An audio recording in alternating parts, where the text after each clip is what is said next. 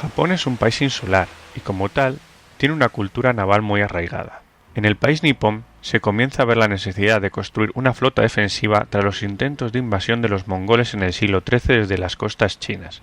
Los japoneses tomaron conciencia de la necesidad de defender sus costas y es así como los señores feudales de Japón, los daimios, comenzaron la construcción de enormes flotas de guerra. En el siglo XVI los japoneses contaban con una flota imponente, lo que les ayudó a transportar las tropas necesarias para su campaña de conquista de Corea, entre los años 1592 y 1598. Pero a esas alturas de la historia los japoneses no estaban solos en el océano. Comienzan a aparecer por aquellas latitudes de Extremo Oriente inmensos barcos. Comienzan a llegar los europeos. Los japoneses, viendo esto, comienzan a tejer lazos comerciales con las potencias occidentales, principalmente ibéricas, que aparecen en sus costas.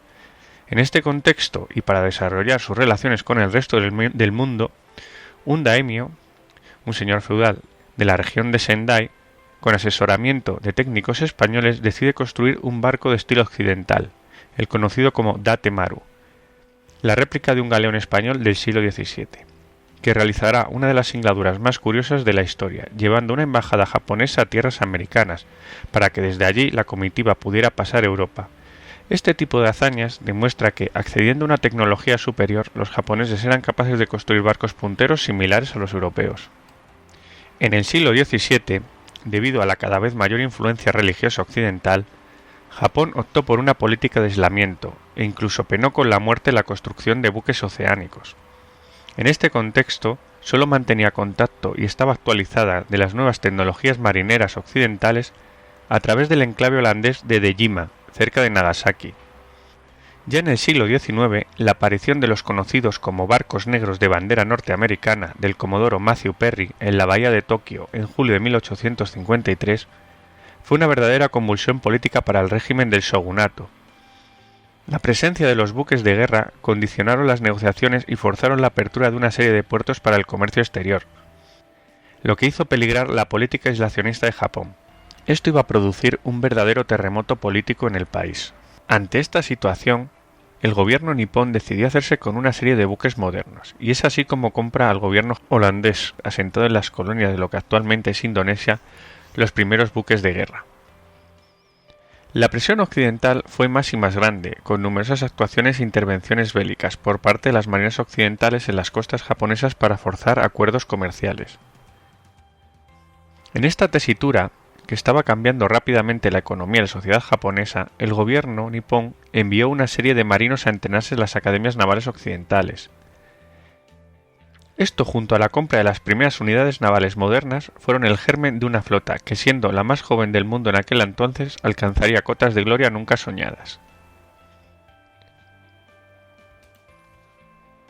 Para crear una marina de guerra, que iba a surgir de la nada, se pensó en seguir el modelo de la que entonces era la marina más poderosa del planeta, la Marina Británica, la Royal Navy.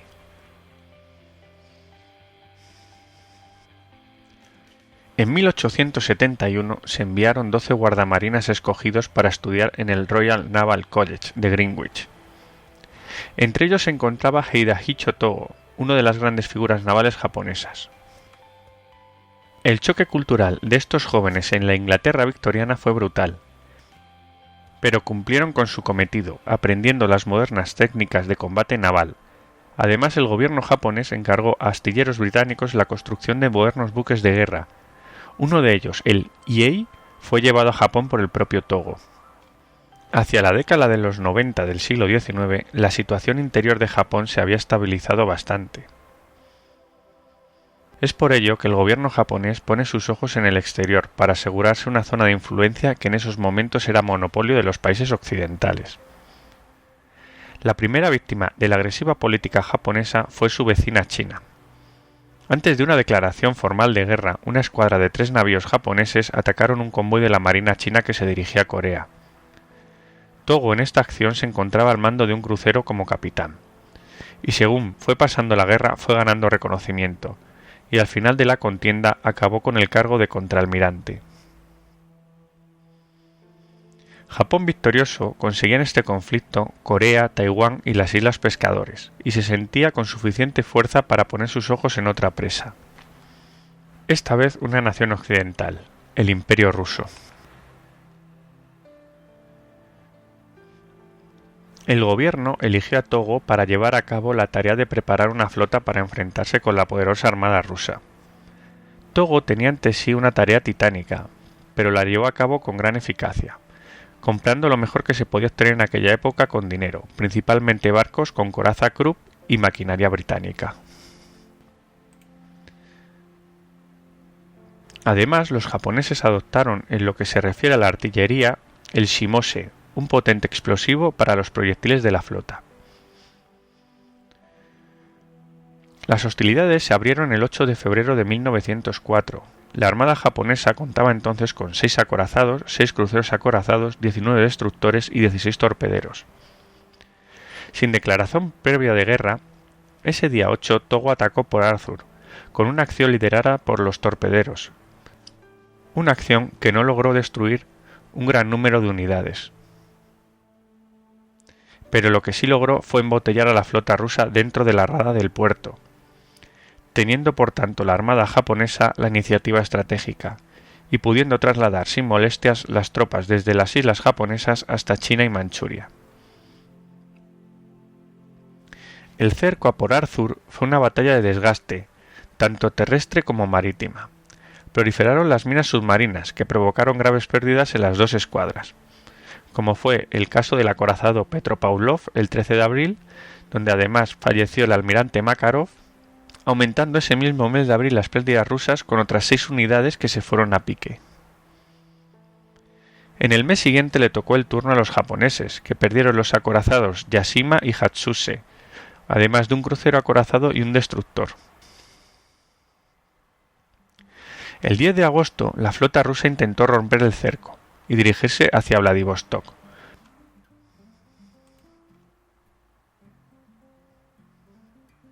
Con un total de 4 acorazados, 4 cruceros y 29 torpederos. Togo los interceptó y comenzó el cañoneo. Togo se negó a cortar la distancia de cañoneo para no exponerse a los torpederos, dando así mayor importancia a la artillería principal de los acorazados. El bombardeo duró 2 horas, hasta que algunos proyectiles japoneses dañaron el puente de mando del Tsarevich, buque insignia, matando al almirante Bifev. La línea rusa quedó desgobernada. Togo quiso acercarse para rematarla, pero los valerosos torpederos rusos frustraron el ataque. Es por ello que la mayoría de la flota rusa pudo guarecerse en puertos neutrales. Esto fue el fin de la campaña naval de Port Arthur, que caería el 2 de enero de 1905.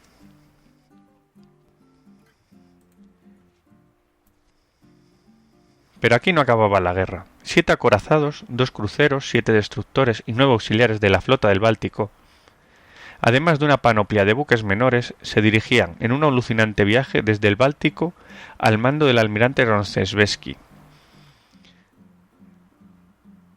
En una odisea de viaje, narrado en el Histocast número 1, los barcos llegan por fin al estrecho de Tsushima para enfrentarse a la armada japonesa. Togo los esperaba con la totalidad de la flota japonesa, 8 acorazados, 15 cruceros, 21 destructores y 57 torpederos. El 27 de mayo las flotas se avistan y comienza a formarse las líneas de batalla. En cuanto Togo determinó la distancia precisa, comenzó un salvaje cañoneo sobre la línea rusa. Los rusos pudieron devolver algunos golpes, pero la flota rusa fue triturada por los proyectiles japoneses. La nave insignia rusa fue incendiada y Rodensvensky herido, por lo que el descontrol y el desconcierto fueron totales.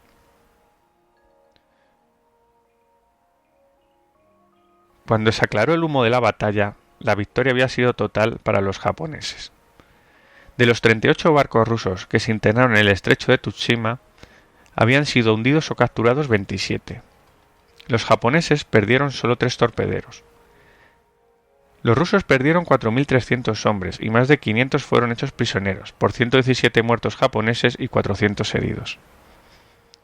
La victoria había sido total. Rusia se apresuraba a firmar la paz y Japón, ebrio de victoria, se convirtió en una auténtica potencia en la zona del Pacífico. En tan solo 30 años, los japoneses habían desarrollado una tradición naval que les había llevado a la más absoluta de las victorias. Años antes de la batalla de Tsushima, un ingeniero naval italiano, Cuniverti, propugnaba una nueva generación de acorazados, con la característica de ser monocalibres, es decir, que solo portaran un tipo de artillería principal, y no la panoplia que en ese momento tenían las naves. Japón tuvo muy en cuenta sus teorías, que en otros países no pasaron de ser pura ciencia ficción. Los japoneses pusieron la quilla del Aki, destinado a ser el primer acorazado monocalibre. Pero al final la dificultad en obtener el armamento necesario lo dejó como una especie de híbrido de lo que iba a ser la nueva generación de acorazados Dignau. Otra de las novedades que encontró eco en la marina japonesa fue el crucero de batalla. Siguiendo la máxima de Lord Fisher de la velocidad es coraza, Japón encargó a los astilleros británicos en 1911 el que iba a convertirse en el buque más poderoso de esta clase hasta la botadura del Hood en 1920. Hablamos del Congo, que tenía un armamento principal de 8 cañones de 356 milímetros.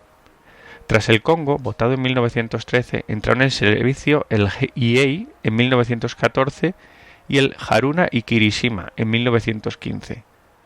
Estos barcos constituían por sí mismos una potente escuadra de batalla. Pero además de los cruceros de batalla, Japón se lanzó a la construcción de verdaderos acorazados, como fueron el Fuso, el Yamashiro, el Hyuga y el Ise, con cañones de 356 milímetros y un poderoso blindaje.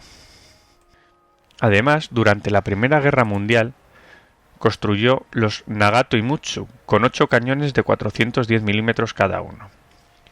La industria japonesa de construcción de buques no paraba de sorprender a las potencias occidentales. Siguiendo ese ritmo, prometían convertirse en la mayor potencia marítima. La propia estrategia geopolítica de Japón mostraba esa vocación. De ser un país sometido y humillado, había pasado a forjar su propio imperio colonial.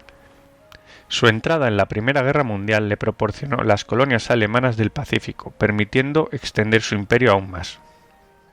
En 1915 hizo las humillantes 21 demandas al gobierno chino, que no eran ni más ni menos que afirmar el monopolio de Japón sobre China. Esto hizo que la imagen internacional de Japón se resintiera. En un mundo sumido en guerra, Japón logró expandirse y después, ante la Sociedad de Naciones, confirmar sus conquistas, como fueron Tinshao, las Marshall, las Marianas y las Carolinas.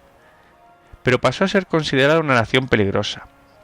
Además, inquietaba entre las naciones occidentales su desmesurado crecimiento naval. Ante tal problemática, entre noviembre de 1921 y febrero de 1922 se organizó la Conferencia de Washington para resolver los problemas del Tratado de Versalles en el Lejano Oriente. Esta conferencia derivó en un acuerdo angloamericano-japonés, donde entre otras cosas Japón aceptaba retirarse de la península de Shantung a cambio de mantener el status quo en el Pacífico. Eso quería decir que no se iban a construir más bases por parte de las marinas occidentales. Así, importantes territorios como eran las Filipinas se mantenían desguarnecidos. Pero el punto más importante de esta conferencia fue el que se refería a las fuerzas navales.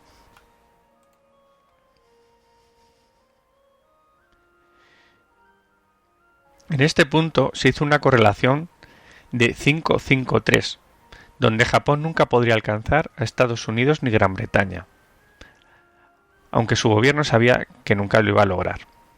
El Nagato y el Mutsu pudieron escapar al desguace, pero los acorazados Kaga y Tosa y los cruceros de batalla Amagi, Akagi, Atago y Takao fueron afectados de pleno al encontrarse en construcción.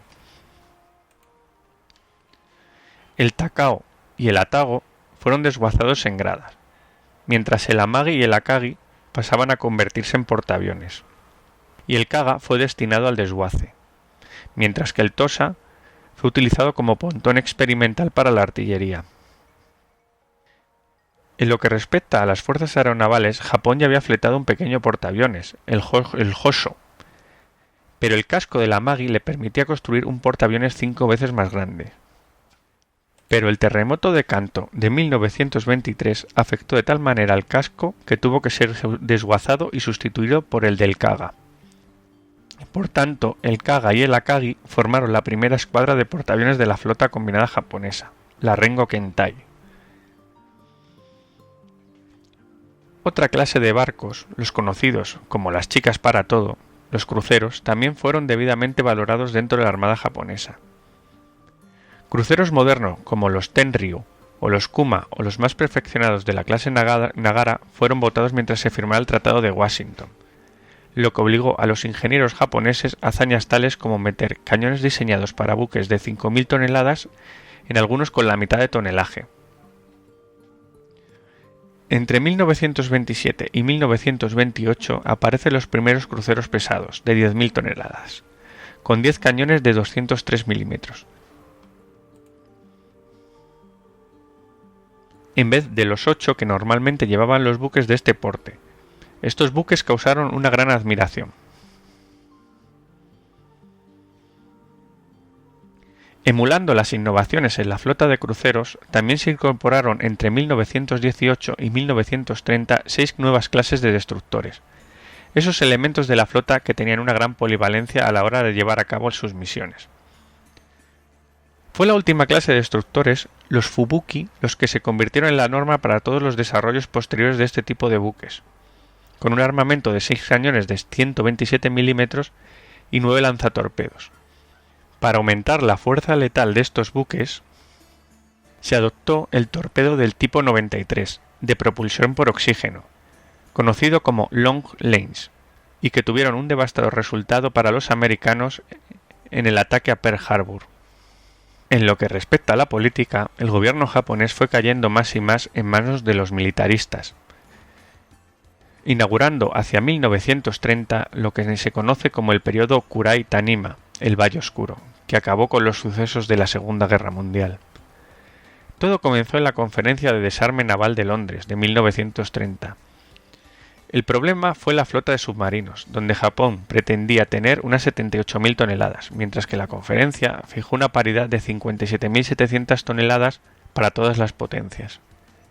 La importancia de los submarinos estaba concebida debido a que los japoneses, en la hipótesis de un conflicto con Estados Unidos, esperarían a la flota enemiga en posiciones defensivas mientras los submarinos atacaban a la flota norteamericana, causando bajas para una vez llegada al enfrentamiento con los japoneses hubiera una mayor paridad. Poco después, en 1931, los sucesos en Manchuria, que implicaron al ejército japonés, hizo que la Sociedad de Naciones sancionara a este país. Japón respondió abandonándola, poniendo de manifiesto su inoperancia, y pese al aislamiento diplomático internacional, los japoneses además anularon todos los tratados de restricción naval a los que se habían comprometido. En ese momento el programa naval japonés se puso a toda máquina en 2 direcciones. La primera, reconstruyendo las grandes unidades que ya poseía, entre ellos los cruceros de batalla, que es los que acabó convirtiéndolos en acorazados rápidos. Y la segunda, botando nuevas unidades, entre ellas 4 portaaviones pesados y 5 portaaviones más pequeños, 10 nuevos cruceros pesados y 42 destructores. Además, se llevó a cabo la construcción del mayor hito naval de la historia japonesa, los 2 acorazados de 64.000 toneladas de la clase Yamato, el Yamato y el Musashi, armados con cañones de 650 milímetros. Así nos encontramos con una armada con una gran capacidad artillera en sus buques y con una fuerza aeronaval de primer nivel. Justo en el momento de comenzar las hostilidades con Norteamérica, la flota japonesa contaba con 10 acorazados, 10 portaaviones, 4 de ellos ligeros, 18 cruceros pesados, 20 cruceros ligeros, 112 destructores y 68 submarinos. Una flota que en números era la tercera del mundo. Una armada que los designios de la historia le iban a llevar aquel 7 de diciembre de 1941.